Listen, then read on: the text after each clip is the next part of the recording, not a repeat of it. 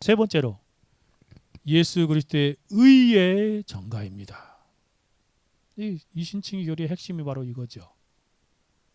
그러니까 내가 믿는 믿음은 단순히 도구고요. 뭐 때문에 우리가 칭의를 받냐면 예수님의 의로움을 믿음으로 받아들여서 그 의로움 때문에 의의 전가라고 그래요. 예수님의 것인데 우리에게 전가되어서 그 임푸테이션, 하나님의 법정에서 예수 그리스도의 의를 우리에게 전가하심으로 의롭다함을 얻는 거예요. 4절 6절 다시 한번 읽어볼까요? 여러분 그 4절 6절에 반복적으로 계속 사용하는 단어가 있어요. 3번 4번이나 한번 찾아보세요. 같이 읽어봅시다. 일하는 자에게는 그 싹이 은혜로 여기지 아니하고 보수로 여겨지거니와 일을 아니할지라도 경건치 아니하냐 의롭다 하신 이를 믿는 자에게는 그 믿음을 의로 여기시나니 일한 것이 없이 하나님의 의로 여기심을 받는 사람의 복에 대하여 다윗이 여기 4번이나 강조하는 단어 한번 찾아보세요. 뭐죠? 여겨지다, 여기다, 여기다. 이 동사요. 이 핵심 교리입니다. 여기다란 말이 원래 헬라어 원어에 보면 3번, 4번 반복되잖아요. 원어에는 3번 나와요. 한 번 더 의역해서 설명했더라고요. 로기조마이라는 단어입니다. 이 노기제타이라는 단어에서 이렇게 노기조마이가 변화돼 가지고 직설부 현재 수동태로 여겨진다라는 게 무슨 말이냐면요. 이 청교도들은 그 번역하면서 킹제에서 이렇게 뭐라 하죠? are counted. 그게 셈해진다는 거죠. 헤아려진다는 거죠. is accounted. 이것도 그렇게 계산되어진다, 세계된다 그런 거잖아요. for righteousness. 6절에도 God input. 그게 의로 여기다 input라는 단어에서 이게 imputation이라는 그런 전가의 단어입니다. 특히 6절을 이렇게 말합니다. The man to whom God imputes righteousness apart from work 이렇게 말합니다. 그러니까 하나님이 그 사람에게 행위와 무관하게 의를 임푸테이션 전가시켜 주었다라고 표현한 거다. 이 단어의 기본적인 의미는 장부에 기록하다, 계산에 올리다라는 그런 뜻. 고대 회계나 법률 이런 장을 사야 된다. 그러니까 계산하다, 셈하다, 간주하다, 여겨지다, 그걸 규속시켜서 전가시키다라는 것 뜻이에요. 특히 로마서 4장에서는 바울이 이 단어를 의가 사람 안에 생겨지는 것이 아니라 자기 안에 생겨진 의가 아니라 하나님에서 계산해주고 주어지고 전가된다라는 그런 뜻으로 사용하는 것입니다. 노기조마이라는 단어를요. 노기제타이로. 바울이 같은 단어를 반복해서 사용하는 이유는 분명합니다. 의는 사람의 행위의 결과가 아니라 하나님께서 법정에서 계산해 주시는 것이다 라는 것입니다. 판사가 땅 도장을 찍으면서 너는 이제 무죄한 자야 라고 말하는 그 판사가 명령하는 것 같은 그런 여겨진다는 것입니다. 믿음은 의의 원인이 아니라 전가가 일어나는 통로, 그 수납하는 통로. 그러니까 믿음으로 하나님의 의를, 예수님의 의를 붙으니까 그것이 내 것이 되는 거예요. 그래서 내가 내 의로움으로 의로움을 받는, 내 의로 의로움을 받으니까 예수님의 의를 믿음으로 소유해서 하나님이 의인이다 라고 인정해 주는 것이에요. 의롭다 라고 인정해 주는 것이. 그게 바로 노기조마이라는 단어, 여기다라는 단어입니다. 이것이 바로 그리스도의 의의 전가의 교리입니다. 마틴 로이 존스는 이 여기다라는 표현을 이렇게 말합니다. 이 단어는 어떤 사람의 계산에 다른 무엇을 옮겨 놓은 것을 의미합니다.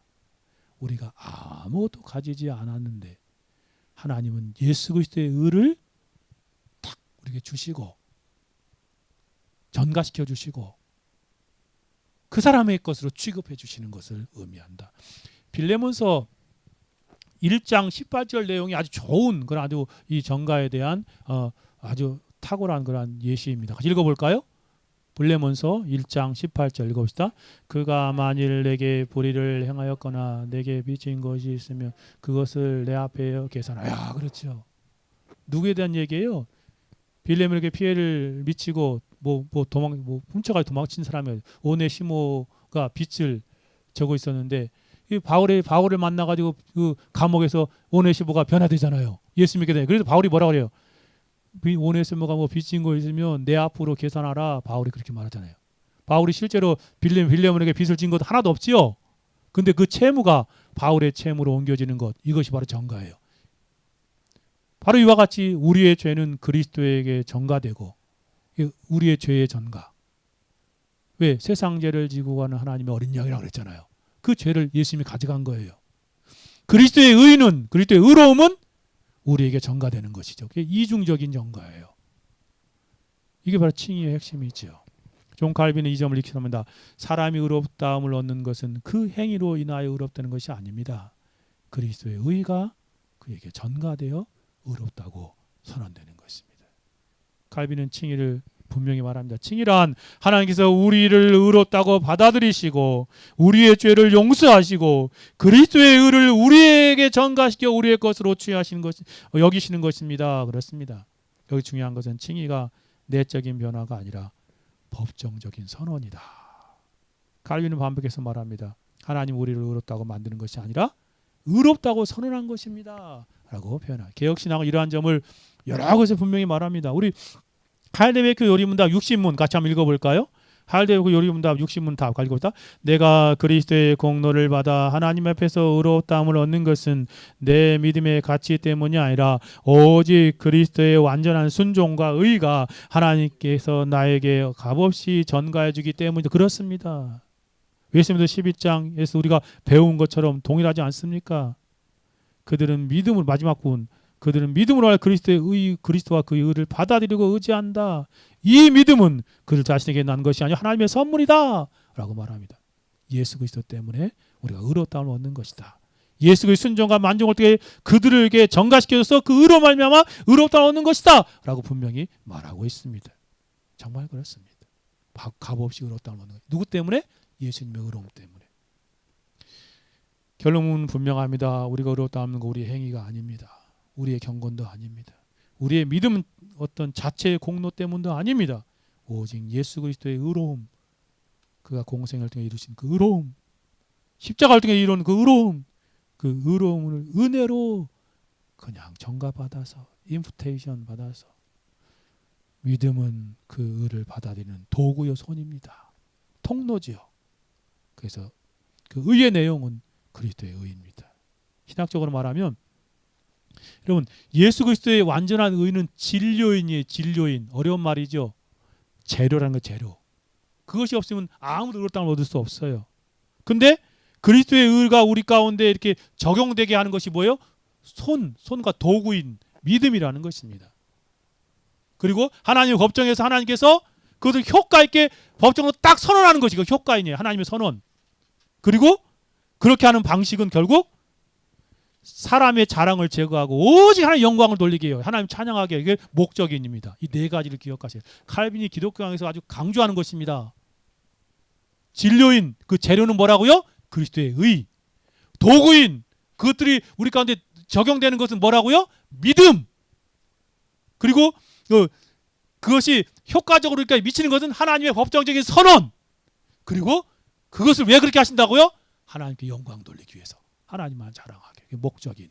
그러므로 참으로 이 신칭의 개인 깨달은 사람은 자기 자랑을 완전히 배제해요. 더욱더 겸손해집니다.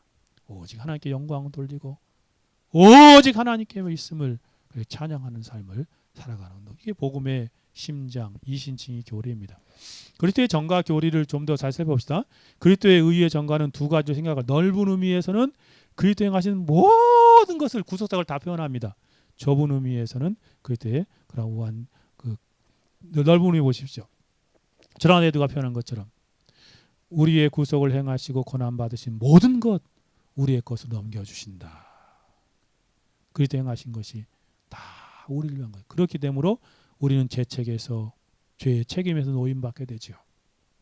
하나님 앞에서 의로운 사람으로 여겨지고 서게 됩니다. 그러므로 그리스도의 의의 전가는 그리스도의 속죄, 순종, 그분 율법의 모든 것들이 우리 넘겨진다는 것입니다. 좁은 의미에서는 그리스도의 의라고 말할 수 있습니다. 그리스도의 순종으로 들어있는 그 의로움, 도덕적 선함이 그리스도의 의가 우리에게 전가되어서 우리가 의로움을 얻는다. 그리스도의 완전한 그런 순종이 얻은 그 의가 우리의 것이 된다라는 사실을 표현하고 있습니다. 그러면서 에드워드가 이 점을 이해하기 쉽게 예화를 통해서 설명하더라고요. 그리스도의 의의 전가를 교리를 반대하는 사람도 있습니다. 이 사람들은 하나님께서 그리스도의 의를 우리의 것으로 간주하는 것은 불합리한 것이 보이죠. 예수님 만드신 의점자예요. 근데 그걸 우리에게 줘요. 불합리한 것처럼입니다. 이게 그리스도의 완전한 순종의 목적을 이해하지 못했기 때문에 오해했기 때문에 그러는 것이다 라고 그렇게 표현하면서 이렇게 말합니다. 상인은 맨 밑에 줄. 본래 값을 지급해야 할 당사자를 대신하여 다른 사람의 값을 지급하면 마치 본래 값을 지급한 사람이 직접 채무나 상인 외에 거래 대상을 지급한 것처럼 인정해 줍니다. 그렇잖아요. 내가 갚아야 되는데 누가 대신 갚아주면 그 사람 갚은 거로 인정해 주는 거잖아요. 우리가 갚아야 되는데 우리의 죄값을 예수님이 대신 갚으셨잖아요. 그 우리가 순종해야 되는데 우리가 순종하지 못하니까 예수님 대신 순종하잖아요. 그런 측면에서 그렇게 여겨준다는 것이에요. 그게 불합리한 게 아니잖아요. 세상 법에서도. 15페이지. 그리스도의 속죄가 우리의 것으로 간주되어야 할 필요가 있는 것처럼 그리스도의 순종도 우리의 것으로 간주되어야 합니다. 그리스도의 속죄가 우리의 것으로 간주되어야 할 이유가 있는 것처럼 그리스도의 순종도 우리의 간주되어야 할 이유가 분명하집니다. 이 두 가지 이유가 동등한 것이에요. 로마서 5장 18절에서 29절 같이 읽어봅시다. 시작. 그러므로 한 범죄로 많은 사람이 정죄에 이른 것 같이 한 의로운 행위로 말미암아 많은 사람이 의롭다 하심을 받아 생명에 이르렀느니라. 한 사람이 순종치 아니함으로 많은 사람이 죄인된 것 같이 한 사람의 순종으로 말미암아 많은 사람이 의인되다. 그렇습니다. 18절에 우리가 그리스도 의롭다를 받는다고 선언하고 먼저 설명하지요. 그리고 나서 의의 한 행동, 그리스도의 행동입니다. 단순히 죄의 형벌을 담당한 그리스도 속죄의 사실 뿐만 아니라 그렇게 해석하는 오류를 방지하기 위해서 19절에서 동일한 내용으로 말합니다. 우리가 의롭게 되는 의인이 된 것은 한 사람의 순종, 누구죠? 예수 그리스도의 순종 때문이다. 온전한 순종 때문에. 요즘에 능동적 순종을 반대하는 그런 어리석은 사람들, 정말 개혁파 신학의 원래 그 핵심적인 이 순종의 교리를 오해한 거죠. 그리스도의 온전한 순종이었다면 우리는 의롭다함을 받을 수 없었던 것입니다. 그래서 율법을 다 지켰기 때문에 우리가 율법을 온전히 지키지 못하도 그리스도의 순종 때문에 얻어진 의를 전가받아서 의롭다함을 얻는 것이 믿는 성도들은 그리스도의 순종, 곧 그리스도 앞에서 완전한 순종을 이루신 그리스도의 의로움, 그 도덕적인 선함으로 의인이 되거나 의롭다함을 얻게 된다는 사실을 잘 가르쳐요. 제가 이거 그림을 한번 표시해봤어요. 요즘에는 참 좋더라고요. 재민아이가 더 잘하던데 챗GPT 물어봤더니 못 그리더라고. 그래서 재민아한테 물어봤더니 이렇게 그려주더라고요. 내용만 간단히 해가지고 썼더니 여기 보세요. 그리스도의 순종했죠. 크리스토 오베디언스, 오베디엔티아. 원래 라틴어 할까봐 그냥 영어로 했습니다. 그리스도의 두 가지 순종이 있죠. 능동적 순종과 수동적 순종. 능동적 순종은 뭐예요? 율법에 대한 완전한 순종. 그걸 통해서 하나님의 의가 만들어요. 하나님이 의롭다고 인정한 거죠. 그 의를 예수님의 것인데 그걸 어떻게 해요? 믿는 자들에게 그것을 전가시켜줘요. 그게 우리 것이 되게 하신 것이야. 놀라운 거죠. Imputation of righteousness. 이게 그리스도의 의예죠. 그래서 결국 뭐가 이루어진다고요? 칭의. 수동적 충정도 이런 측면이다. 수동적 충정을 통해서 그리스도의 십자가에서 고난과 형벌을 당하셨죠. 우리의 죄의 값을 다 치르신 거예요. 그래서 뭐가 지게 됐어요? 죄의 책임이 다 사라졌어요. 죄 책이. 그렇죠. 아담으로 불러도 죄 책이 다 없어져 버렸어요. 그래서 우리는 어떻게 해요? 죄의 사함을 받고 죄 용서받은 사람이 되죠. Forgiveness of sins. 그렇죠. 그래서 결국 칭의하는 이 두 가지가 다 있는 거예요. 죄 사함과 의의 전가, 의로움. 그래서 죄가 사함을 받고 예수 그리스도의 의를 소유했으니까 이제는 하나님께서 법정에서 의인이라고 의롭다고 칭해 주는 것이에요. 그게 칭의. 의인이라는 말이 아니죠. 의롭다고 인정해 주는 거예요. 법정에서. 그래서 하나님 앞에 의로운 자다. 이게 그리스도의 의의 전가를 통해서 이루어진 것이다. 이것이 바로 바른 그런 방법입니다. 마지막 세 번째로 오직 은혜, 오직 믿음, 오직 예수 그리스도의 의의 전가를 받아서 의로움을 받은 사람 어떠한 삶을 살아야 마땅하겠습니까? 오직 은혜로 구원받았지요. 오직 믿음으로 구원받았습니다. 오직 예수 그리스도의 의를 전가받아서 의롭다함을 받은 우리들은 어떠한 삶을 살아야 되기에 마땅하겠습니까? 단지 신분만 바뀐 사람이 아니라 그의 삶의 방향, 삶의 태도, 삶의 열매도 앞으로 달라져야 할 어떠한 삶을 살아야 마땅하겠습니까? 칭의는 한순간에 이르는 법정이 선언이지만 그 선언은 평생을 관통하는 삶의 그런 능력이요 열매로 나타나야 되는 것이에요. 성령의 영감으로 교육된 사도 바울이 이렇게 말하죠. 5장 1절에 같이 읽어볼까요? 그러므로 우리가 믿음으로 의롭다 하심을 받았으니 뭐라고 말합니까? 우리 주 예수 그리스도로 말미암아 하나님과 화평을 누리자. 하나님 화평의 관계, 화목을 살아간다는 것이죠. 그것을 몇 가지로 정리해 봅시다. 이 신징을 받은 사람 어떠한 사람? 첫째, 같이 읽어봅시다. 구원에 대한 감격과 확신의 삶을 살아가십시다. 여러분, 우리의 의로움으로 구원받으려면 죽을 때까지도 못 이루어요. 맨날 잘못 행하잖아, 우리는요. 그런데 예수님 때문에 의로움을 받았어요. 그러니까 우리는 그 구원에 대한 확신과 감격과 확신을 가져요. 칭의를 바르게 하는 사람은 늘 놀라워하며 살아갑니다. 왜냐하면 그는 자신이 어떻게 구원받는지 알기 때문에 그래요. 나의 행위가 아니라, 나의 공로가 아니라 전적으로 그리스도의 의로움이 전가되었기 때문임을 알게 돼요. 마치 사형 선고를 기다리는 제수가 왕의 특사로부터 무죄 석방을 받은 문서를 받은 것 같아요. 그 사람은 그래도 혹시라며 의심하며 살아가지 않지요. 그는 감격 속에서 새로운 삶을 시작할 것입니다. 성경 분명히 말합니다. 로마서 8장 3절 읽어봅시다. 누가 능히 하나님의 택하신 자를 고발하죠. 의롭다 하신 이는 하나님이시니. 그렇습니다. 하나님 의롭다고 하셨어요. 칼빈의 표현처럼 칭의의 확신이 제거되면 신자는 하나님의 담대에 설 수 없어요. 양심 끝없이 요동하고 동요하고 빠지게 되는 것이죠. 의롭다 하실 받은 성도는 흔들리는 감정 위에 서 있는 사람이 아니라 하나님의 법정적 선언 위에 서 있는 사람이. 그러므로 감격하며 확신 가운데 살아가십시오. 두 번째 같이 읽어볼까요? 하나님께서 베푸신 영적인 복락을 누리며 기뻐하는 삶을 살아갑니다. 칭의는 단지 죄사함에 멈추지 않아요. 칭의는 우리를 하나님의 자녀의 자리로 세워요. 상속자로 세워요. 자윤으로 살아가게 다윗이 고백하지 않습니까? 4장 7절 8절에 불법의 사함을 받고 죄가 가림을 사는 뭐라고요? 복이 있다. 주께서 그 죄를 인정한 사람은 복이 있다라고 복되도다라고 선언하지 않죠. 비유를 말하자면 칭의를 받은 성도는 빈손으로 궁전에 들어간 사람이 아니라 왕이 이미 모든 것을 준비해 놓은 식탁에 초대받은 사람이에요. 그러므로 그는 종처럼 눈치를 보며 사는 사람이 아니라 하나님의 자녀처럼 은혜를 누리며 사는 사람이에요. 이 하나님의 은혜를 누리며 살아. 헤르만 바빙크가 표현한 칭의는 단지 죄인의 문제를 해결하는 것이 아니라 그를 하나님의 기쁨 안으로 초대하는 은혜의 선포입니다. 그러므로 성도의 의무감으로 신앙생활을 할 것이 아니라 은혜를 누리며 기뻐하는 삶 가운데 그렇게 신앙생활을 하십시오. 영적인 복락을 누리며 기뻐하십시오. 예배의 특권을 누리며 기뻐하십시오. 기도의 자리에서 그 달콤함을 경험하며 기뻐하십시오. 성경을 읽는 것이 짐이 아니라 그 안에 기쁨과 즐거움의 복음의 영광을 누리십시오. 셋째, 겸손하게 하나님을 찬양하고 높이는 삶을 살아갑시다. 칭의 결연이 인간의 교만을 완전히 무너뜨려요. 왜? 한 것 때 아무것도 없거든요. 일하지도 않고 경건하지도 않아요. 근데 하나님이 칭의를 주셨어요. 예수님의 의를 믿는 믿음을 보시고 의롭다함에 하신 근거를 전적으로 그리스도에게 있어요. 성령 안에서 사도 바울은 방임을 합니다. 단호하게 선포하죠. 그런즉 자랑할 때가 어디냐? 있을 수 없느니라. 무슨 법으로냐 행위로냐 아니라 오직 믿음의 법으로라. 믿음의 원리를 통해서 그리스도의 의를 소유하기 때문에 내 믿음이 아니라 그리스도 때문에 구원받은 하나님 잖아요.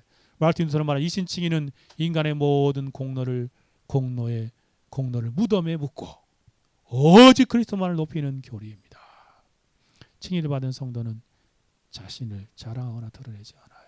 그는 늘 이렇게 고백합니다. 사도 바울처럼 같이 읽어봅시다. 고린도서 15장 10절. 그러나 내가 나된 것은 하나님의 은혜로 된 것이니 내게 주신 그의 은혜가 헛되지 아니하여 내가 모든 사도보다 더 많이 수고하였으나 내가 한 것이 아니요 오직 나와 함께 하신 하나님.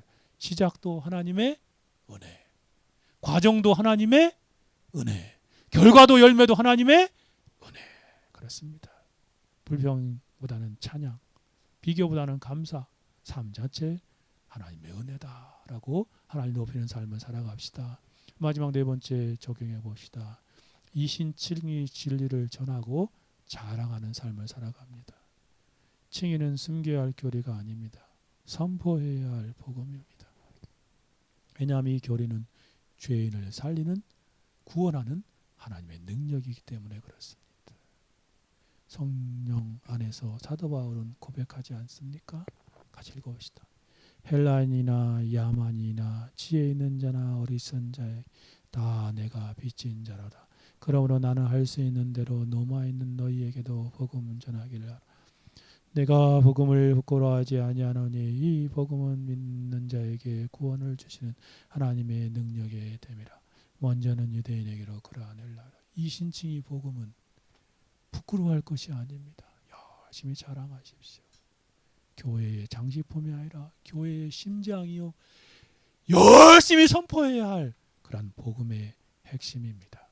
칼빈은 칭의 교리가 서 있는 교회가 칭의 교리가 서 있는 곳에 교회가 서 있고, 이 칭의 교리가 무너지면 교회도 무너집니다.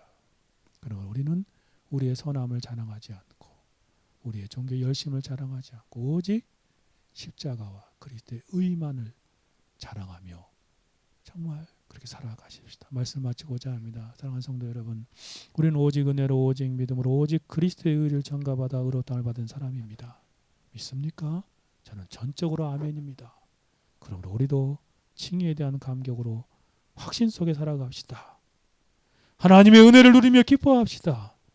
우리를 의롭다 하신 하나님 인정하고 겸손히 하나님을 찬양하며 이 유일한 구원의 복음, 칭의의 복음을 담대히 사람에게 알리고 전하는 삶을 살아가 이 칭의 복음 위에 굳게 서서 칭의의 은혜가 삶 전체로 흘러가는 성도들 되기를 주님의 이름으로 간절히 바라고 소원합니다. 가장 기도합시다.